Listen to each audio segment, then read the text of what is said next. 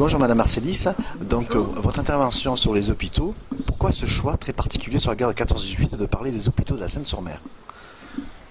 Alors, d'une part, c'est vrai que ce qui m'intéresse, c'est l'histoire de la Seine qu'on connaît peu. Je suis toujours très surprise de voir combien il est difficile d'avoir des archives, des informations officielles sur ce qui s'est passé il y a 50 ans à la Seine.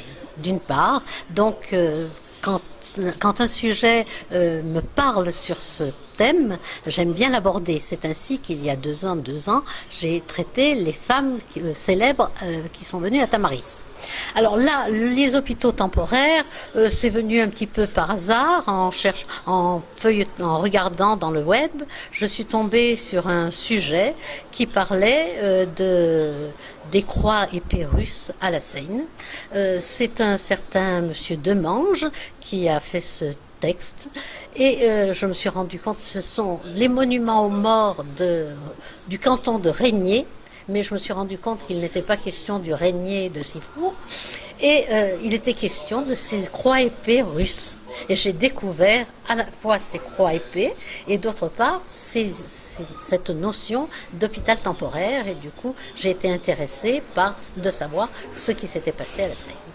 Et fouiller un peu. Et deuxième question très rapide, que pensez-vous de ce regain d'enthousiasme autour de la guerre de 14-18, alors que pendant une longue période, elle a été presque mise au rencard de l'histoire?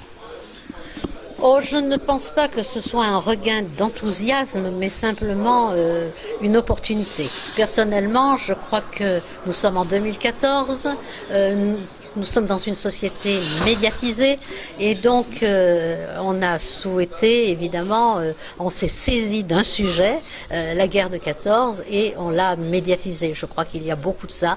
Maintenant, l'autre aspect, c'est qu'on a ouvert les archives. Jusqu'à présent, nous n'avions pas d'archives, maintenant on en a. Donc effectivement, les historiens se sont penchés sur la question. Certains pensent qu'on en aura terminé après. Moi, je pense que c'est un début. C'est-à-dire que les archives, on n'a pas fini de les fouiller.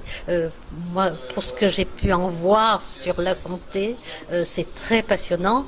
Et il y a beaucoup d'archives qui sont enfouies dans les fonds et que personne n'a jamais ouvert. Madame Marcélis, je vous remercie. Merci à vous.